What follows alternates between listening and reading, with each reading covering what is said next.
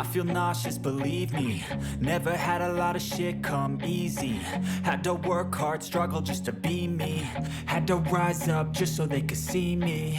Did what I had to do just to feed me, and what was left over I put towards my dreaming.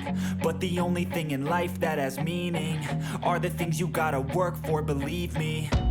Take into your hands a plan, your own hands can land your own brand. And damn, I feel like no one takes accountability. They want the credibility, convincingly unwilling to put in the fucking hours it takes to get some power. Don't be fucking sour, take a cold shower, scream until you're louder, work until you're prouder. And fuck all the doubters, they're just fucking downers.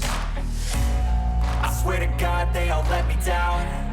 I always fought just to wear the crown. I'm pissed off at these fucking clowns who were all taught they deserve an ounce. It's only worth it if you work for it. It's only worth it if you work